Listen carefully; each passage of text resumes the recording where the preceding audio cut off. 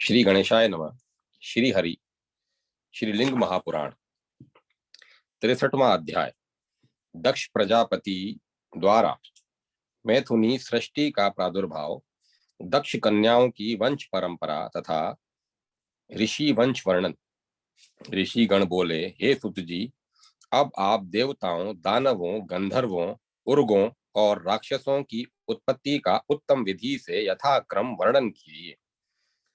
सुत जी बोले, पूर्व पुरुषों की सृष्टि संकल्प से, दर्शन से तथा स्पर्श से कही जाती है। प्रचेत के पुत्र दक्ष के बाद स्त्री पुरुष के संयोग से सृष्टि प्रारंभ हुई।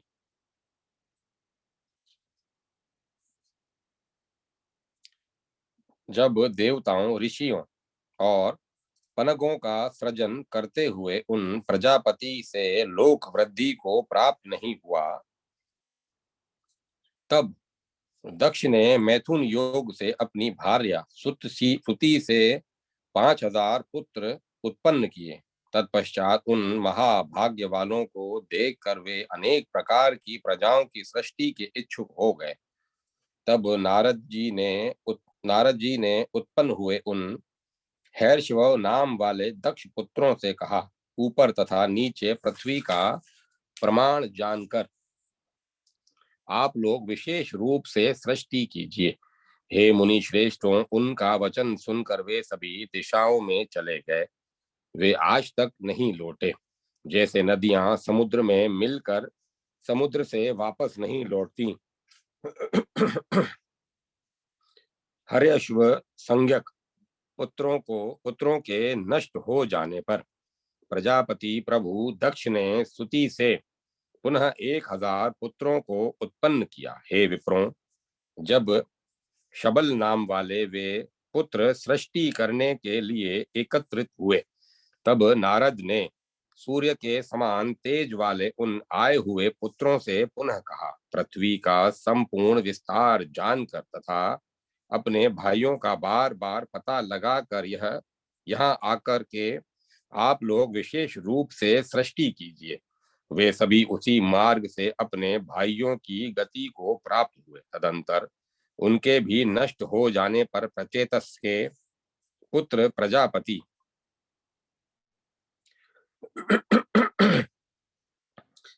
प्रजापति दक्ष ने वेरिणी नामक भार्या से 60 कन्याएं उत्पन्न की। उन्होंने 10 कन्याएं धर्म को, 13 कन्याएं कश्यप को, 27 कन्याएं चंद्रमा को, 4 कन्याएं अरिष्ट नेमि को, 2 कन्याएं भृग पुत्र को, 2 कन्याएं बुद्धिमान कृशाश्व को और 2 कन्याएं अंगिरस को प्रदान की। हे विप्रों, अब उन देवताओं के नाम तथा उनकी संतानों के विस्तार को आरंभ से सुनिए। मरुत्वती, वसु, यामी, लंबा, भानु, अरुंधति, संकल्पा, मुहूर्ता, साध्या और परम सुंदरी विश्वा धर्म की पत्नियां कही गई हैं।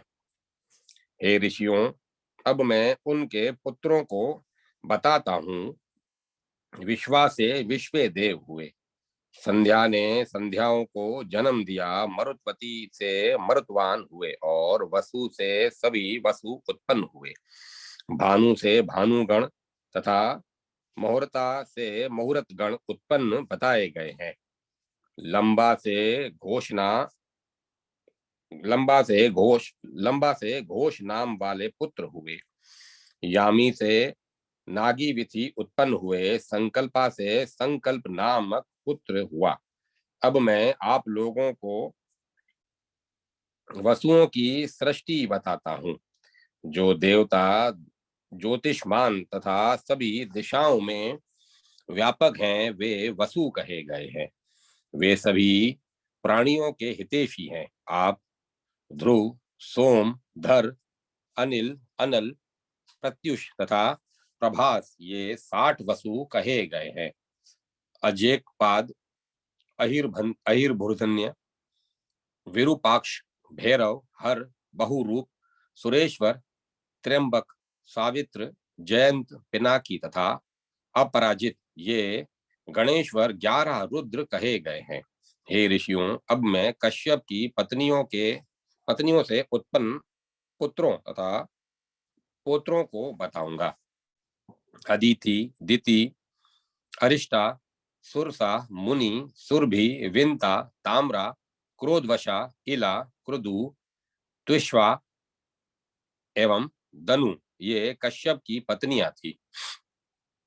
अब मैं आप लोगों को उनके पुत्रों को बताता हूँ। चाक्षुष मनवंतर में जो तुषित नाम वाले देवता थे, वे विवस्वत मनवंतर में 12 आदित्य कहे गए हैं।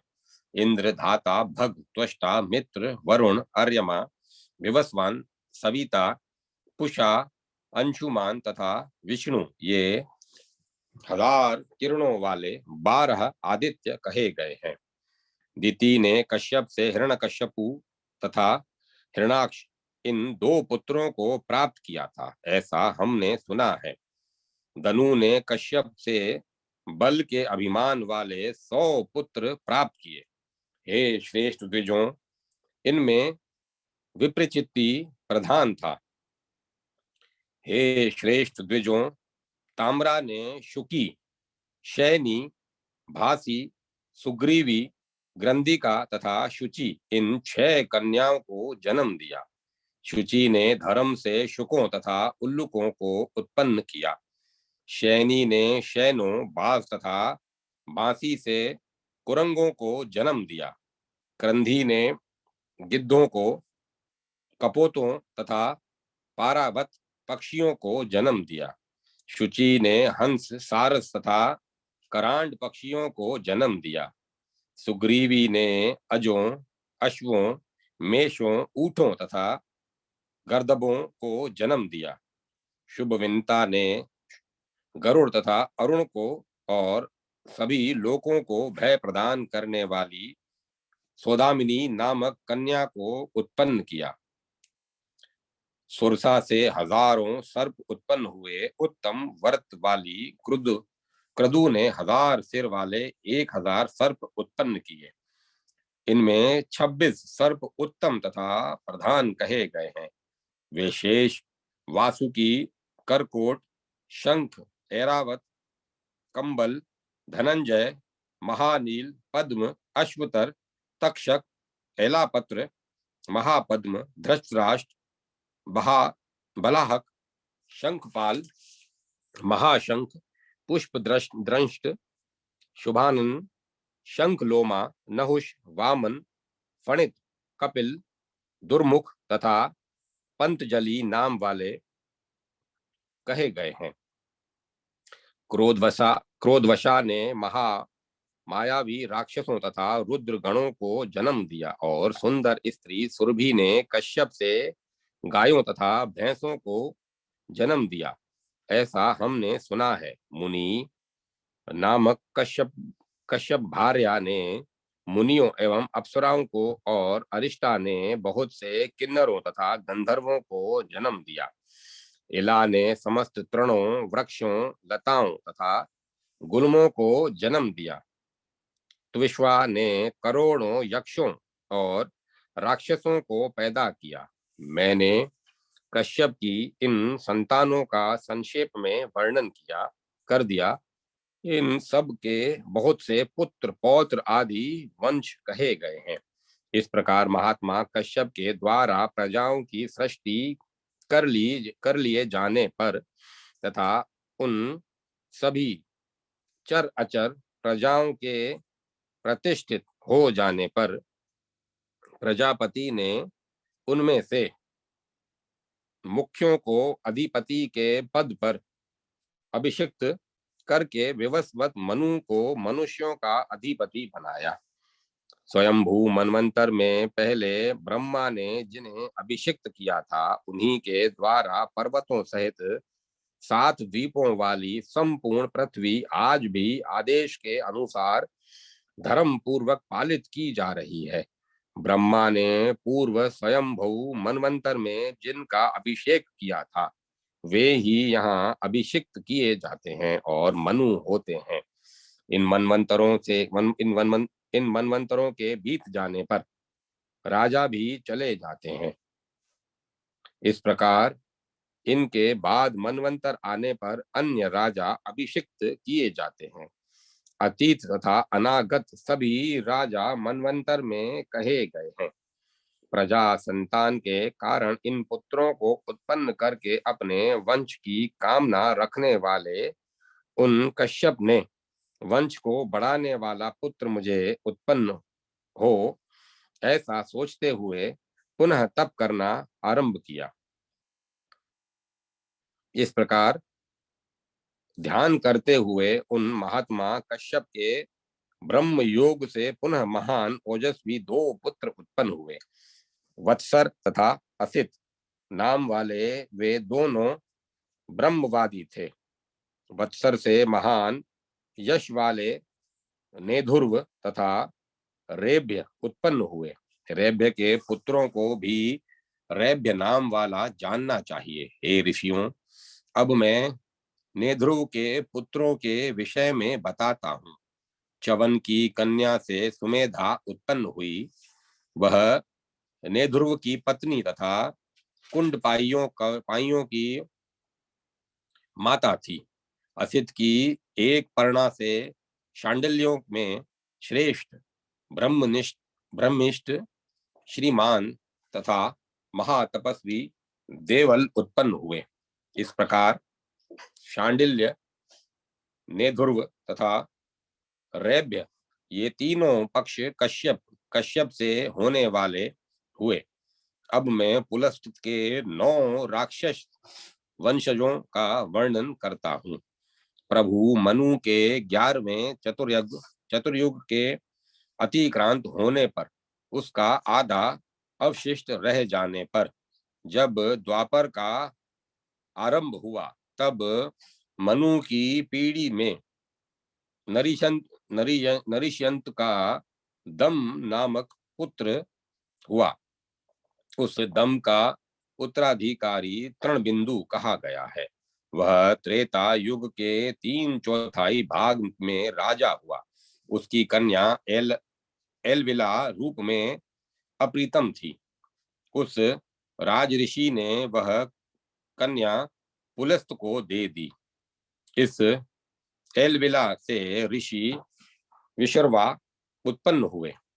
पुलस्त कुल की वृद्धि करने वाली उनकी 4 पत्नियां थी। पहली देवर्णनी नाम वाली थी, जो बृहस्पति की सुंदर कन्या थी। अन्य 2 पुष्पोत्कटा तथा बला का माल्यवान की पुत्रियां कही गई हैं। केकसी माली की कन्या थी। हे ऋषियों, अब उनकी संतानों के विषय में सुनिए। देववर्णी ने उन विश्वा से ज्येष्ठ पुत्र वैश्रवण को उत्पन्न किया। कैकसी ने राक्षसों के राजा रावण, कुंभकर्ण, शूर्पणखा तथा बुद्धिमान विभीषण को जन्म दिया। हे द्विज श्रेष्ठों, पुष्पो उत्कटा ने उन विश्रवा से महोदर, प्रहस्त, महापार्श्व तथा खर नामक पुत्रों को तथा कुंभिनसी नामक कन्या को जन्म दिया। अब बला की संतानों को सुनिए। त्रिशिरा, दूषण तथा विदुर जिन्व राक्षस तथा और मालिका नामक कन्या, ये सब बला से उत्पन्न कहे गए हैं। पुलस्त के ये 9 पौत्र क्रूर कर्म वाले राक्षस थे। विभीषण अत्यंत शुद्ध आत्मा वाले तथा धर्मज्ञ कहे गए हैं। मृग, व्याघ्र आदि दाढ़ों वाले सभी पशु, भूत, पिशाच, सर्प, सूकर, हाथी, वानर, किन्नर तथा किम पुरुष, ये सब पुलस्त के पुत्र हुए। उस वेवस्वत मनवंतर में क्रतु ने संतान कहा गया है। अत्रि की 10 सुंदर तथा पतिव्रता भार्या थी। धृताची अप्सरा से भद्राश्व की 10 पुत्रियां हुई। हे विप्रेंद्रों, वे भद्रा, अभद्रा, जलदा मंदा, नंदा, बला, अबला, गोपाबला, ताम्रसा तथा वर क्रीड़ा, ये 10 कही गई हैं। ये सब आत्रेय वंश में उत्पन्न हुई। इनके पति प्रभाकर थे। जब राहु ने सूर्य को ढक लिया और तो यह सूर्य स्वर्ग से पृथ्वी पर गिरने लगा, तब इस लोक में इस लोक के अंधकार से व्याप्त हो जाने पर अत्रि ऋषि ने प्रभा फैलाई थी। तुम्हारा कल्याण हो, ऐसा उनके ऐसा कहने पर महर्षि के वचन से उस समय गिरता हुआ विभु सूर्य स्वर्ग लोक से पृथ्वी पर नहीं गिरा। तब महर्षियों ने प्रभु अत्रि को प्रभाकर ऐसा कहा। उनसे उन्होंने भद्रा से यशस्वी पुत्र सोम को उत्पन्न किया। उन तपोधन ऋषि ने उन पत्नियों से पुनः अन्य पुत्र भी उत्पन्न किए। वे सब स्वस्त्यात्रे कहलाए और वेदों के पारंगत ऋषि हुए। उनमें 2 प्रसिद्ध यश वाले ब्रह्मिष्ठ तथा महान ओजस्वी हुए दत्त अत्रि के ज्येष्ठ पुत्र थे और दुर्वासा उनके छोटे भाई थे। उनकी छोटी बहन अमला थी, वह ब्रह्मवादिनी थी। उनके 2 गोत्रों में श्याव, प्रतवस, ववल्गु तथा ग्रहर, ये 4 उत्पन्न हुए जो भूलोक में प्रसिद्ध हैं। महान आत्मा वाले आत्रेयों के 4 पक्ष कहे गए हैं: काश्यप, नारद, पर्वत और अनुबद्ध अनुबद्ध ये मानस पुत्र के रूप में उत्पन्न हुए हैं। अब अरुंधति की संतानों के विषय में सुनिए। नारद जी ने वशिष्ठ के लिए अरुंधति को प्रदान किया। महा तेजस्वी नारद दक्ष के शाप से ब्रह्मचारी हो गए। पूर्व काल में तारकासुर के कारण भयानक देवासुर संग्राम में अनावृष्टि से हतलोक के उग्र हो जाने पर बुद्धिमान वशिष्ठ जी ने अपनी तपस्या से अन्न, जल, मूल, फल तथा औषधियां उत्पन्न करते हुए लोकेश्वरों के साथ प्राणियों की रक्षा की थी और दया पूर्वक उन्होंने औषधि से उन सबको जीवित किया था। वशिष्ठ ने अरुंधति से 100 पुत्र उत्पन्न किए। उनमें ज्येष्ठ पुत्र शक्ति से अदृश्यंती ने पराशर को जन्म दिया था। राक्षस रुधिर के द्वारा शक्ति का भक्षण कर लिए जाने पर काली ने पराशर से प्रभु कृष्ण देवपायन व्यास जी को जन्म दिया। तदंतर कृष्ण देवपायन ने अरणी से शुक और उपमन्यु को पुत्र रूप में उत्पन्न किया और पिवरी से उत्पन्न शुकदेव के इन पुत्रों को जानिए: भूरिश्रवा, प्रभु, शंभु, कृष्ण तथा 5वां गौर। उनकी कीर्तिमती कन्या भी हुई जो योग माता तथा व्रत धारण करने वाली थी। वह ब्रह्मदत्त की माता एवं अनुहक की पत्नी थी। अनुह की पत, अनुह की पत्नी थी। श्वेत, कृष्ण, गौर, श्याम, ध्रुम, अरुण, नील तथा बादरिक, ये सब पराशर के वंशज थे। इस प्रकार महात्मा पराशर वंशजों के वे 8 पक्ष कहे गए हैं।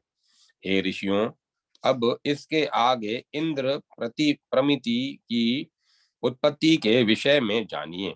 वशिष्ठ का पुत्र कंपिंजलय धृताची से उत्पन्न हुआ था, जो त्रिमूर्ति नाम से भी विख्यात हुआ। उसे इंद्र प्रमिति कहा जाता है। पृथु की पुत्री से भद्र उत्पन्न हुआ और उस भद्र का पुत्र वसु हुआ। उसका पुत्र उपमन्यु और उपमन्यु के बहुत पुत्र हुए। कौंडिन्य नाम से जो प्रसिद्ध हैं, वे मित्र तथा वरुण की संतानें हैं और जो अन्य एकार्ष्य हैं, वे वासिष्ठ नाम से प्रसिद्ध हैं। महात्मा वशिष्ठ वंशजों के ये 10 पक्ष कहे गए हैं। ये सब ब्रह्मा के मानस पुत्र के रूप में पृथ्वी पर विख्यात हैं। हे महाभाग, सबका भरण करने वाले हैं। हे विप्रों, मैंने उनके वंशों का वर्णन कर दिया। देव ऋषि कुल में उत्पन्न होने वाले ये सब तीनों लोकों को धारण करने में समर्थ हैं। उनके पुत्र पौत्र सैकड़ों तथा हजारों हैं, जिनके द्वारा सूर्य की किरणों की भांति तीनों लोक व्याप्त हैं। इस प्रकार श्री लिंग महापुराण के अंतर्गत पूर्व भाग में देवादि सृष्टि कथन नामक 63वां अध्याय पूर्ण हुआ। 64वां अध्याय वशिष्ठ पुत्र शक्ति का आख्यान तथा महर्षि पराशर की कथा। ऋषिगण बोले, हे वक्ताओं में श्रेष्ठ सुत जी, राक्षस रुधिर ने अनुजों सहित वशिष्ठ पुत्र शक्ति का भक्षण कैसे कर लिया, इसे आप कृपा करके बताइए। सुत जी बोले, रुधिर नामक राक्षस पूर्व काल में विश्वामित्र द्वारा दिए गए शाप के कारण वशिष्ठ के पुत्र शक्ति को उनके छोटे भाइयों सहित खा गया था। हे विप्रों, उस रुधिर ने विश्वामित्र से प्रेरित होकर वशिष्ठ के यजमान राजा कलमाक्षपाद के शरीर में प्रवेश करके उसका भक्षण किया था। राक्षस ने भाइयों सहित शक्तिशालियों में श्रेष्ठ शक्ति का भक्षण कर लिया। ऐसा सुनकर वशिष्ठ जी अरुंधति के साथ दुखित होकर हा पुत्र पुत्र बार बार कहकर विलाप करते हुए पृथ्वी पर गिर पड़े। मेरा कुल नष्ट हो गया, यह सुनकर अपने 100 पुत्रों तथा ज्येष्ठ पुत्र शक्ति का स्मरण करते हुए उन शक्तिमान वशिष्ठ ने अब मैं उसके बिना जीवित नहीं रहूंगा ऐसा निश्चय करके दुखित होकर मरने का विचार किया। नेत्रों में आंसू भरे हुए वे आत्ममान सर्वज्ञ तथा आत्मवेता ब्रह्मा पुत्र वशिष्ठ जी पत्नी अरुंधति के साथ पर्वत के शिखर पर चढ़कर पृथ्वी पर गिर पड़े।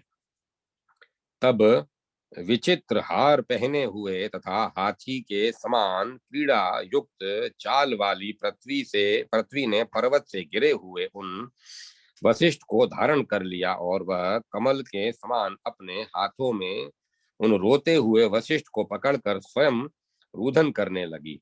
तदंतर उनकी पुत्र वधु तथा शक्ति की पत्नी भय से व्याकुल होकर रोती हुई वक्ताओं में श्रेष्ठ महामुनि वशिष्ठ से कहने लगी, हे भगवान, हे ब्राह्मण श्रेष्ठ, हे विभो, अपने पौत्र तथा मेरे पुत्र की देखभाल करने के लिए आप अपने इस पवित्र देह की रक्षा कीजिए।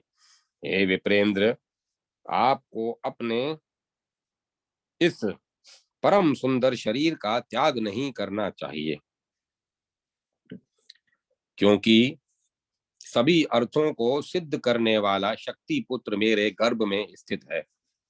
ऐसा कहकर कमल के समान नेत्रों वाली उस धर्म ज्ञान धर्म ज्ञाने ने धर्म ज्ञा ने अपने हाथों से ससुर को उठाकर उन्हें प्रणाम करके जल से उनके नेत्रों को धोकर स्वयं दुखित होने पर भी दुखी ससुर की रक्षा करने के लिए दुख से युक्त कल्याणी अरुंधति से प्रार्थना की।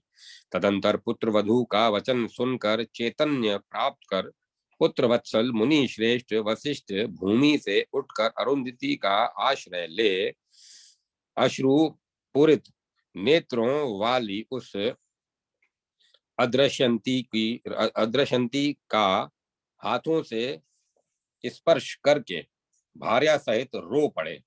वह अदृश्यंती भी अत्यंत दुखित होकर भूमि पर गिर पड़ी। तदंतर विष्णु के नाभि कमल में विराजमान ब्रह्मा की भांति उसकी गर्भशैया में आसीन उस शिशु ने एक ऋचा का उच्चारण किया। तब उस ऋचा को आदर पूर्वक सुनकर किसने इसका उच्चारण किया, ऐसा सोचकर भगवान वशिष्ठ एकाग्रचित्त होकर बैठ गए। उसके बाद कमल के समान नेत्र वाले विश्वात्मा तथा कृपा निधि विष्णु ने आकाश में स्थित होकर कृपा पूर्वक वशिष्ठ से कहा, हे वत्स, हे वत्स, हे विप्रेंद्र, हे वशिष्ठ, हे पुत्र वत्सल, आपके पौत्र के मुख कमल से वह ऋचा निकली है। हे मनु, हे मुने, शक्ति का यह पुत्र तथा आपका पौत्र मेरे समान शक्तिशाली होगा। अतः हे ब्रह्म पुत्रों में श्रेष्ठ, शोक का त्याग करके उठिए। यह गर्भस्थ शिशु रुद्र का भक्त होगा और रुद्र की पूजा में संलग्न रहेगा। यह रुद्र देव की कृपा से आपके कुल का उद्धार करेगा। मुनि श्रेष्ठ विप्र वशिष्ठ से ऐसा कहकर दयालु भगवान विष्णु वहीं पर अंतर्ध्यान हो गए। तत्पश्चात कमल के समान नेत्र वाले विष्णु को सिर झुकाकर प्रणाम करके महा तेजस्वी वशिष्ठ ने आदर पूर्वक अदृश्यंती के उदर का स्पर्श किया और हाँ पुत्र पुत्र पुत्र ऐसा कहकर अत्यंत दुखित होकर वे गिर पड़े। हे द्विजों, उस समय वे रोती हुई अरुंधति की ओर देखकर विलाप करने लगे और अपने पुत्र का स्मरण करते हुए दुख पूर्वक बोले, हे पुत्र पुनः आ जाओ, आ जाओ। हे शक्ते, कुल को धारण करने वाले तुम्हारे इस पुत्र को देखकर मैं तुम्हारी माता के साथ तुम्हारे पास आऊंगा, इसमें संदेह नहीं है। सुत जी बोले, हे ऋषियों, ऐसा कहकर रोते हुए वे विप्र वशिष्ठ अरुंधति का आलिंगन करके गिर पड़े। शुभ अदृश्यंती भी गर्भस्थ शक्ति पुत्र के आश्रय स्वरूप अपने उदर को पीटने लगी और दुखित होकर विलाप करने लगी तथा पृथ्वी पर गिर पड़ी। तब डरी हुई अरुंधति एवं महामती वशिष्ठ बाला पुत्र वधु को उठाकर भय से विहल होकर उससे कहने लगे, हे विचार मुग्धे, हे आर्य, कमल के समान हाथों से अपने दुर्लभ गर्भमंडल को पीट कर तुम वशिष्ठ के समस्त वंश का नष्ट करने के लिए क्यों उद्यत हो, इसे बताओ। तुम्हारे पुत्र तथा शक्ति पुत्र को देखकर और उस आर्य पुत्र के मुखामृत का आस्वादन करके मुझे मुनीन्द्र ने इस समय अपने शरीर को बचाने का निश्चय किया है, अतः तुम अपने शरीर की रक्षा करो। सुत जी बोले, इस प्रकार पुत्र वधु तथा मुनि वशिष्ठ से कहकर अरुंधति स्थित हो गई। पुनः दुखी एवं व्याकुल अरुंधति ने कहा, हे सुवर्ते, अब इन मुनि वशिष्ठ का तथा मेरा जीवन तुम्हारे ऊपर निर्भर है, अतः तुम धात्री की भांति अपने देह की रक्षा करो और जो हितकर हो उसे करो। अदृश्यंती बोली, यदि मुनि श्रेष्ठ ने अपने जीवन की रक्षा करने का निश्चय किया है तो मैं भी किसी रूप में अपने शुभ या अशुभ देह की रक्षा करूंगी। मुझ अस्ति को अपने पति के वियोग का दुख प्राप्त हुआ है, इसमें संदेह नहीं है। हे मुने, मैं दुख से दग्ध हूँ। हे मुने, मैं आपकी पुत्री हूँ। मैंने अद्भुत बात देखी है। हे विभो, मैं दुख की पात्र हूँ, अतः हे ब्रह्मन, हे ब्रह्मपुत्र, हे जगत गुरु, इस दुख से मेरी रक्षा कीजिए। पति रहित स्त्री इस लोक में दीन तथा असहाय होती है। अतः हे आर्येंद्र, मेरी रक्षा कीजिए। पिता माता पुत्र पौत्र ससुर ये स्त्रियों के बंधु नहीं होते हैं, अर्थात ये सब उसका सदा के लिए संपूर्ण हित संपादन करने में समर्थ नहीं होते हैं। केवल पति ही उसका बंधु तथा परम गति होता है। विद्वानों ने जो कहा है कि पत्नी पति का आधा अंग होती है, वह भी इसमें मिथ्या हो गया। मेरे पति शक्ति तो चले गए, किंतु मैं जीवित रह गई। हे मुनि श्रेष्ठ, मेरे मन की यह कठोरता मेरे मन की यह कठोरता है, जो प्राण तुल्य अपने पति को छोड़कर मैं क्षण भर के लिए भी जीवित हूँ। हे वशिष्ठ, जैसे पीपल के वृक्ष पर चढ़ी हुई लता जड़ को काट देने पर भी जीवित रहती है, वैसे ही अपने पति के परित्यक्त हुई पति से परित्यक्त हुई मैं भी दीन होकर जीवित हूँ। तब पुत्र वधू का वचन सुनकर गृहस्थ आश्रम वाले बुद्धिमान वशिष्ठ ने अपनी भार्या से भार्या के साथ अपने आश्रम को जाने का विचार किया। चिंता करते हुए उन भगवान वशिष्ठ ने बड़े कष्ट से अपनी भार्या तथा पुत्र वधु अदृश्यंती के साथ क्षण भर में अपने आश्रम में प्रवेश किया। हे श्रेष्ठ मुनियों, उस पतिव्रता शक्ति भार्या ने अपनी वंश परंपरा को सुरक्षित रखने के लिए किसी प्रकार अपने गर्भ की रक्षा की। तदंतर 10वें महीने में उस शक्ति पत्नी के ने अत्यंत तेजस्वी पुत्र को जन्म दिया।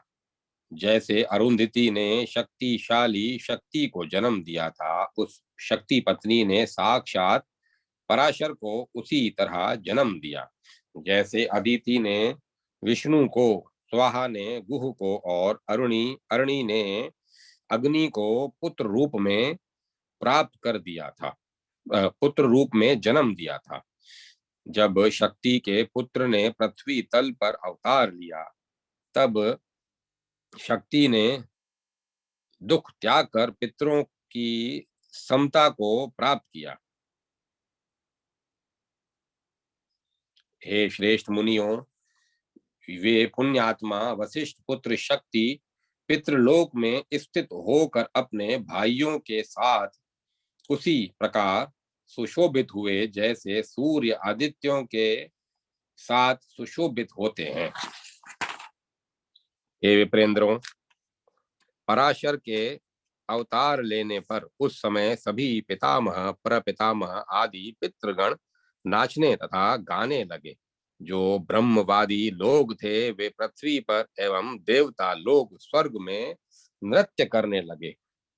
पुष्कर आदि मेघों ने जल की तथा अन्य आकाशचारियों ने पुष्पों की वर्षा की। उस समय राक्षसों के नगर से क्रंदादि अमंगल ध्वनि करने लगे और आश्रम में स्थित मुनियों ने अपार हर्ष मनाया। जैसे अंड से चतुरानन ब्रह्मा और मेघ समूहों से सूर्य प्रकट होते हैं, उसी प्रकार वे पराशर भी अदृश्यंती से अवतरित हुए। हे द्विजों, पुत्र को देखकर तथा पति का स्मरण करके अदृश्यंती को सुख तथा दुख दोनों ही हुआ, और अरुंधति तथा मुनि वशिष्ठ को भी सुख दुख हुआ।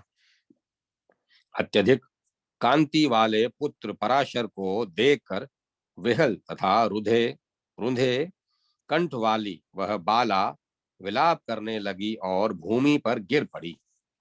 पवित्र मुस्कान वाली वह अदृश्यंती उत्पन्न हुए उस पराशर को महाबुद्धिमान देवताओं तथा दानवों से पूजित और निष्पाप जानकर आंखों में आंसू भरकर विलाप करने लगी।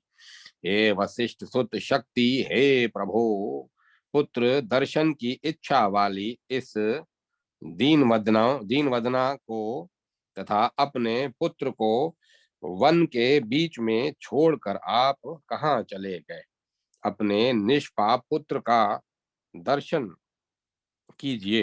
हे शक्ते, आप भाइयों के साथ अपने पुत्र को देखिए, जैसे महेश्वर ने प्रसन्न मुख होकर अपने गणों के साथ षणमुख षणमुख कार्तिकेय को देखा था।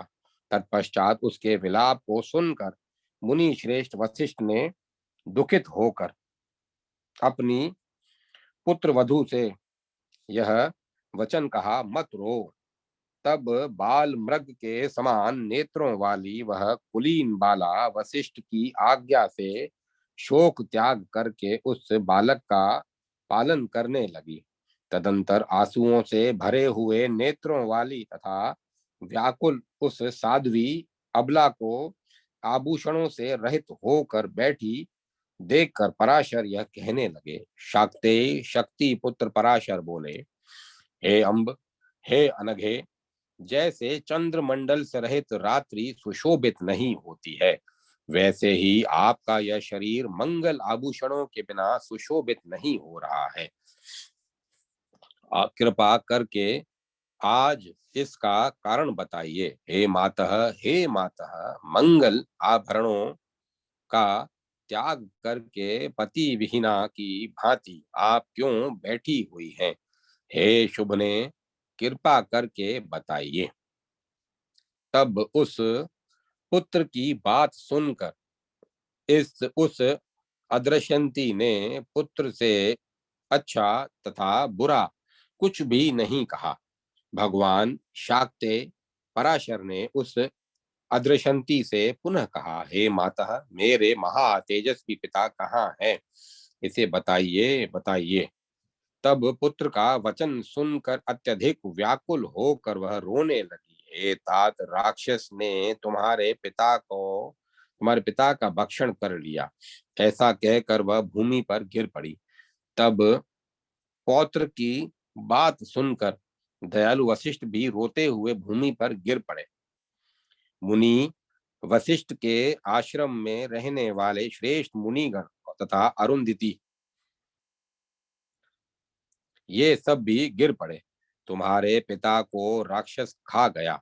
माता के मुख से ऐसा सुनकर अश्रुपूर्ण नेत्र वाले बुद्धिमान पराशर कहने लगे। पराशर बोले, हे माता, देव देवेश्वर शिव की पूजा करके तथा चराचर से तीनों लोकों को दग्ध करके मैं क्षण भर में पिता का दर्शन कराता हूँ, ऐसा मेरा विचार है। यह तब इस शुभ वचन को सुनकर वह आश्चर्यचकित हो गई और उसकी ओर देखकर मुस्कुराकर उसने पुत्र से कहा, हे पुत्र, यह सत्य है, तुम शिव की पूजा करो।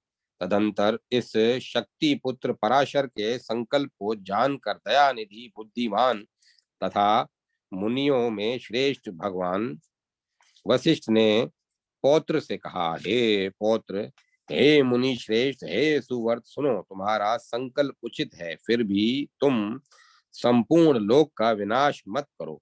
तुम राक्षसों के नाश के लिए सर्वेश्वर का अर्चन करो। हे शक्ति पुत्र, सुनो, त्रिलोक्य ने तुम्हारे प्रति क्या अपराध किया है? इस उसके बाद उन वशिष्ठ की आज्ञा से महाबुद्धिमान शक्ति पुत्र ने राक्षसों के विनाश के लिए निश्चय किया। अदृश्यंती वशिष्ठ तथा अरुंधति को प्रणाम करने के अनंतर मुनि के समीप मिट्टी का एक पार्थिवेश्वर क्षणिक लिंग बनाकर शुभ शिव भुक सुक्त शुभ शिव सुक्त तथा त्र्यंबक मंत्र से विधिवत पूजन करके त्वरित रुद्र शिव संकल्प सुक्त, नील रुद्र, उत्तम रुद्र, वामीय, पावमान, पंच ब्रह्म, सगो जातादि 5 मंत्र, होत्र सुक्त, लिंग सुक्त तथा अथर्व शीर्ष, इन मंत्रों का जप करके भगवान रुद्र को अष्टांग अर्घ्य प्रदान करके यथा विधि अभय अर्चन कर वे शाक्त पराशर प्रार्थना करने लगे। पराशर बोले, हे भगवान, हे रुद्र, हे शंकर, राक्षस रुधिर ने भाइयों सहित मेरे महातेजस्वी पिता का भक्षण कर लिया। हे भगवान, मैं अपने पिता को उनके भाइयों सहित देखना चाहता हूँ। इस प्रकार प्रार्थना करते हुए उस लिंग को बार बार प्रणाम कर हाँ रुद्र, हाँ रुद्र, रुद्र रुद्र यह कहते हुए वे रोने लगे और फिर गिर पड़े। तब उन्हें देखकर कल्याणकारी भगवान रुद्र ने देवी पार्वती से कहा, हे महाभागे, अश्रुओं से भरे हुए नेत्रों वाले मेरे स्मरण में लगे हुए तथा मेरी आराधना में तत्पर इस बालक को देखो। तब निष्कलंक उन महादेवी उमा ने दुख से दुर्बल अंगों वाले अश्रुपूरित नेत्रों वाले लिंगार्चन के क्रम में संलग्न था तथा हे हर, हे रुद्र ऐसा उच्चारण करने वाले पराशर को देखकर संपूर्ण लोकों के स्वामी अपने पति शंकर से कहा, हे परमेश्वर, आप प्रसन्न हो जाइए और इसे संपूर्ण अभिष्ट वर प्रदान कीजिए। तदंतर उनका वचन सुनकर विषपान करने वाले परमेश्वर शंकर ने अपनी भार्या साध्वी उमा से कहा, मैं खिले हुए कमल के समान नेत्र वाले इस ब्राह्मण बालक की रक्षा करूंगा। मैं इसे दिव्य दृष्टि दे रहा हूं जिससे यह मेरे रूप का दर्शन करने में समर्थ होगा। ऐसा कहकर अपने दिव्य गणों तथा ब्रह्मा, इंद्र, विष्णु, रुद्र आदि से घिरे हुए भगवान नील लोहित परमेश्वर ने उन बुद्धिमान मुनि पुत्र पराशर को दर्शन दिया। महादेव जी को देखकर आनंद के अश्रुओं से भरे हुए नेत्रों वाले वे पराशर भी प्रसन्न चित्त होकर आदर पूर्वक उनके चरणों पर गिर पड़े और पुनः भवानी, पार्वती और महात्मा नंदी के चरणों पर गिर पड़े। तत्पश्चात उन्होंने उन ब्रह्मा आदि से कहा, मेरा जीवन आज सफल हो गया। बाल चंद्रमा के आभूषण वाले साक्षात शिव जी मेरी रक्षा के लिए आज उपस्थित हुए हैं। अतः देवता अथवा दानव दूसरा कौन इस लोक में मेरे समान भाग्यशाली है। तदंतर शक्ति पुत्र पराशर से तदंतर शक्ति पुत्र पराशर ने उसी क्षण अपने पिता को भाइयों सहित अंतरिक्ष में खड़े देखा। सूर्य मंडल के समान तेज वाले तथा उन सभी और मुख वाले विमान में अपने भाइयों सहित पिता को देखकर उन्होंने प्रणाम किया और वे बहुत हर्षित हुए। तब अपनी भार्या तथा गणेश्वरों सहित विराजमान भगवान वृषभध्वज शिव पुत्र को देखने में तत्पर वशिष्ठ पुत्र शक्ति से यह कहने लगे। श्रीदेव बोले, हे शक्ति, हे विप्रेंद्र,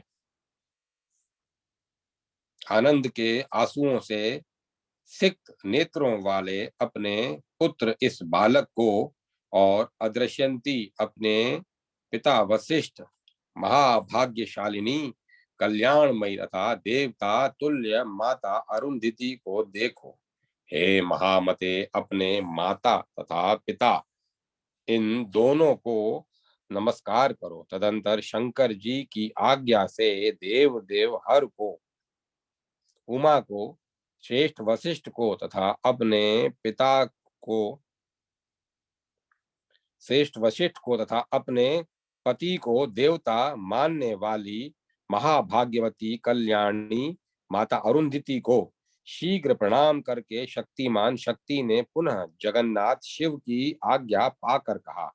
वशिष्ठ शक्ति बोले, हे वत्स, हे वत्स, हे विप्रेंद्र, हे पराशर, हे महादुते, हे तात, गर्भ में स्थित रहते हुए तुम महात्मा ने मेरी रक्षा की। हे वत्स, हे पराशर, हे बाल, मैंने अणिमा आदि सिद्धियां तथा ऐश्वर्य को प्राप्त कर लिया, जो कि तुम्हारे मुख का आज मुझे दर्शन हुआ। हे वत्स, हे महामते, अब तुम मेरी आज्ञा से महाभाग्यशालिनी अदृश्यंती माता अरुंधति तथा मेरे पिता वशिष्ठ की सर्वदा रक्षा करते रहो। हे वत्स, तुमने मेरे समस्त कुल का उद्धार कर दिया। सज्जनों ने सदा यही कहा है कि मनुष्य अपने पुत्र के द्वारा सभी लोगों को जीत लेता है। अब तुम जगत को उत्पन्न करने वाले प्रभु महेश्वर से अभिष्ट वर मांगो, और मैं अब भगवान शंकर को प्रणाम करके भाइयों के साथ जाऊंगा। इस प्रकार पुत्र को परामर्श देकर महेश्वर तथा पिता वशिष्ठ को प्रणाम करके सभा में अपनी भार्या की ओर देखकर वे जितेंद्रिय शक्ति चले गए। तत्पश्चात पिता को गया हुआ देखकर वे शक्ति पुत्र पराशर चंद्रभूषण शंकर की पूजा करके प्रिय शब्दों द्वारा उनकी स्तुति करने लगे। तदंतर कामदेव तथा अंधक का नाश करने वाले महादेव प्रसन्न हो गए और शक्ति पुत्र पराशर पर अनुग्रह करके वहीं पर अंतर्ध्यान हो गए। तब पार्वती सहित महेश्वर के चले जाने पर मंत्र वेता पराशर महेश्वर को प्रणाम करके मंत्र के द्वारा राक्षसों के कुल को जलाने लगे। उस समय मुनियों से घिरे हुए धर्मज्ञ वशिष्ठ के ने पौत्र पराशर से कहा, हे तात, ऐसा महाकोप मत करो, इस क्रोध का त्याग करो। राक्षसों ने अपराध नहीं किया है, तुम्हारे पिता के लिए वैसा ही विहित था। मूर्खों को ही क्रोध होता है, बुद्धिमानों को नहीं। हे तात, कौन किसे मारता है? मनुष्य तो अपने किए हुए का फल भोगता है। हे वत्स, क्रोध मनुष्यों के द्वारा अत्यधिक कष्ट से अर्जित किए गए यश तथा तप का नाश करने वाला कहा गया है। अतः तुम दीन तथा निरपराध राक्षसों को मत जलाओ और अपने इस यज्ञ को बंद करो। सज्जन लोग तो क्षमाशील होते हैं। इस प्रकार वशिष्ठ की आज्ञा से तथा उनके वचनों की गरिमा के कारण मुनि श्रेष्ठ पराशर ने शीघ्र ही यज्ञ को बंद कर दिया। तब मुनि श्रेष्ठ भगवान वशिष्ठ प्रसन्न हो गए। उसी समय ब्रह्मा के पुत्र ऋषि पुलस्त यज्ञ में आए। वशिष्ठ ने उन्हें अर्घ्य प्रदान किया तथा आसन देकर बैठाया। तत्पश्चात प्रणाम करके सम्मुख खड़े पराशर से मुनि पुलस्त ने कहा, तुमने गुरु की आज्ञा से आज महान वैर में क्षमा को आश्रित किया है। अतः तुम सभी शास्त्रों को जाओ सभी शास्त्रों को जान जाओगे, होने और कुपित होने पर भी तुमने मेरे वंश का नाश नहीं किया।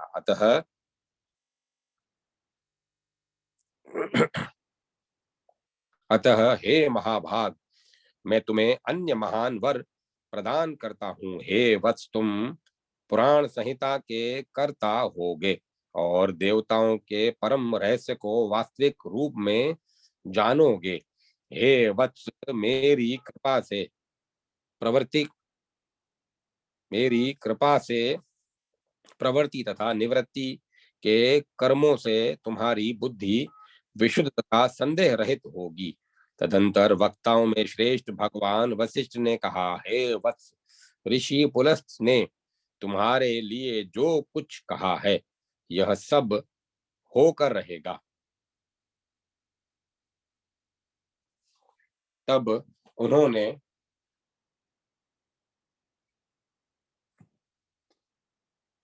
तब उन पुलस्त तथा बुद्धिमान वशिष्ठ की कृपा से पराशर ने विष्णु पुराण की रचना की। यह 6 अंशों वाला, सभी कामनाओं को सिद्ध करने वाला ज्ञान का भंडार, 6000 श्लोकों से युक्त, वेदार्थ से समन्वित पुराण संहिताओं में चतुर्थ तथा परम सुंदर है। हे श्रेष्ठ मुनियों, मैंने आप लोगों से संक्षेप में वशिष्ठ वशिष्ठ के पुत्रों की उत्पत्ति तथा शक्ति पुत्र पराशर के संपूर्ण प्रभाव का वर्णन कर दिया। इस प्रकार श्री लिंग महापुराण के अंतर्गत पूर्व भाग में वशिष्ठ कथन नामक 64वां अध्याय पूर्ण हुआ। अब मैं कथा को विराम देता हूँ।